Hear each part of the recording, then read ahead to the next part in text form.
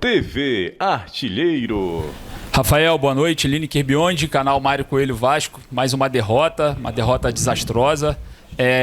Eu quero pedir a oportunidade de você falar um pouco sobre a condição do Coutinho, porque ele entra em campo e claramente em alguns momentos ele faz um movimento, né, de incômodo na coxa esquerda. E hoje não tivemos o Dimitri Payet. Eu acho que é um momento ideal, diante de dois resultados adversos, a gente falar sobre o que a gente falou na coletiva passada no jogo contra o Botafogo. As referências técnicas do elenco nunca estão prontas. E claro, né, observando a janela de transferências onde o Maxime Domingues veio também agora há pouco e tem condições físicas, pelo menos aparentemente, o porquê não usá-lo, se existe uma adaptação para isso e quem são os responsáveis, quem contratou, quem preparou, quem não preparou, do Felipe Coutinho e o Payet nunca estarem prontos desde que chegaram. Obrigado. Boa noite. Payet sentiu um incômodo depois do jogo do Botafogo, né? Um atleta de 37 anos e fez um jogo esplendoroso contra o Bahia. A gente sofreu muito contra o Botafogo e a gente tem consciência. Eu tenho falado isso sempre, inclusive para você, né?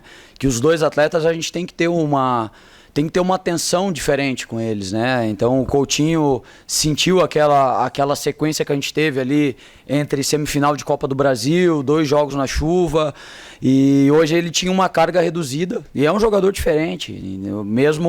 Mesmo com uma carga reduzida, a gente sabia que ele é um jogador que pode decidir o jogo, né? Então é o cuidado que a gente está tendo com o Payet e com o Coutinho é que a gente teve desde quando eles estão aqui, né? Payet há mais tempo, Coutinho há menos tempo. Eu acho que está culminando com os resultados que não estão vindo, né? Essa oscilação que a gente está tendo, a gente vinha de 2 vitórias, agora a gente vem de 2 derrotas, o 3-0 machuca muito mais, né? Machuca muito mais. Eu acho que o nosso problema não é só o Payet e o Coutinho, no sentido de que não é isso que vai resolver o nosso problema, né? A gente tem jogadores como o Maxi, a gente tem jogadores como o Menezes que a gente colocou, a gente está tentando buscar de novo a nossa forma de jogar, encontrar de novo a melhor estrutura, os melhores jogadores no momento, mas a gente sabe que o Payet e o Coutinho são jogadores especiais e quando eles nos dão minutos, a gente sabe que eles podem resolver o jogo, né? Então o Payet ficou fora desse jogo, mas não é nada grave, né? Já foi no exame dele já não deu nenhuma lesão grave e o Coutinho está voltando com carga reduzida agora. Então eu não vejo culpados, assim como eu te falei da última vez. Eu acho que a gente está num processo da gente estar tentando buscar o nosso jogo de novo. A gente está oscilando para baixo, como a gente já oscilou na competição, e como eu vejo várias equipes oscilando. A grande maioria, na verdade, eu vejo oscilando. Tanto que a gente veio de 2 vitórias, a gente não mudou muito na tabela, continua em nono, a gente vem de 2 derrotas e a gente mantém a 9ª colocação, né, que a gente pode perder para o Atlético, mas é um campeonato difícil para todo mundo. Acho que a gente está oscilando e em relação ao Payet e Coutinho é isso, a gente controla o tempo todo como a gente sempre controlou e vai continuar controlando. João Duarte, da Rádio Pitaguari. Eu queria perguntar em relação ao Puma Rodrigues, que está jogando improvisado na ponta direita por enquanto. Adson está fora por lesão, se recuperando de lesão. E que, mais uma vez, ele joga improvisado, ele jogou improvisado contra o Atlético Mineiro. E que não faz novamente um bom jogo pela ponta direita improvisado. Durante o jogo vi que você tentou algumas alterações, como botar o Pedro Henrique na ponta direita e descer o Puma Rodrigues, colocar o Puma Rodrigues na ponta esquerda, mas que não surtiu efeito durante o jogo. Eu queria perguntar de você sobre essa questão do Puma Rodrigues, ele estar improvisado e de não estar fazendo bons jogos com o Vasco da Gama nessa improvisação. O Puma fez bons jogos ali, né? Onde ele tá jogando, é um jogador que dá pra gente profundidade, é um cara que tem um bate de média distância, ele pisa dentro da área no segundo pau do lado contrário, então é um jogador que nos dá algumas alternativas ofensivas que é muito interessante, né? Eu acho que a gente tem oscilado com todos os jogadores, né? Acho que o Vasco não vem fazendo bons jogos, né? Nesses 2 últimos jogos, a gente oscilou um pouquinho. São 2 equipes que estão brigando pelo título, né? Eu acho que isso não é desculpa, mas é difícil jogar nesse nível. Eu acho até que em alguns momentos a gente conseguiu fazer algumas coisas do que era o nosso plano de jogo pelo lado direito, né? E o Fortaleza neutralizou bem, eles deixaram a gente até ficar com a bola no primeiro momento, mas trancaram muito bem o lado, né? Mesmo assim eu acho que a gente conseguiu entrar em alguns momentos, mas a gente não fez uma boa partida, como a gente não fez contra o Botafogo. Mas eu acho que a oscilação, a gente falar que é 1 ou 2 jogadores, é injusto. Eu acho que a oscilação ela é coletiva, né? E momentos do jogo a gente consegue, a gente flui, o nosso jogo vai, mas a gente não tem feito gol. De novo tomamos o gol no início do jogo, né, que dificulta muito a estratégia até o final. Você fica no limite do erro mais uma vez. E eu acho que a oscilação foi da equipe, não acho que foi só do Puma ali. Rafael, aqui, boa noite. Marco Vasconcelos do canal Atenção Vascaínos. 2 perguntas, por favor. A primeira é sobre essas dificuldades que você está encontrando até de montar o time, com ausências, com contusões.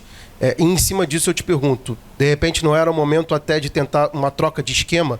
Eu sei que hoje você mudou um pouco o posicionamento, né? Você vinha jogando com o Coutinho ou com o Payet, ou às vezes até o próprio Galdames um pouco mais à frente. Você fez um tripé ali no meio campo, com o Gumora mais atrás, o Galdames pela direita e o Matheus pela esquerda. Mas mudou um pouco, mas não foi assim, a gente vai dizer, uma mudança radical no esquema. Não seria o momento para isso? E uma outra questão também. O que você sentiu da parte de concentração? A gente falou depois do jogo com o Botafogo que ali o time deixou a desejar no início. Hoje, de novo, leva um gol com 13 minutos, mais ou menos. Você acha que, de novo, faltou essa concentração, ficar mais ligado no jogo, até pela dificuldade? Por favor.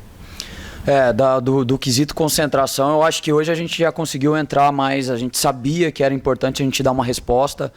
E a gente pegou uma equipe que não perdeu em casa ainda no Campeonato Brasileiro. A gente sabia que ia ser um jogo muito difícil, as transições.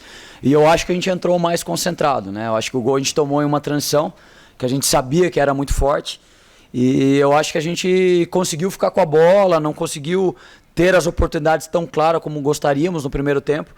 E eu acho que a gente voltou bem no segundo tempo, a gente teve algumas chances ali, mas do meio para o final do segundo tempo, eu acho que a gente desconcentrou de novo, porque a gente queria buscar o gol e tomamos algumas transições muito perigosas e ali baixou demais, porque vem o jogo do Botafogo e vem a nossa ânsia de pontuar logo, e daí eu acho que a gente deixou escapar um pouquinho, principalmente a concentração, né?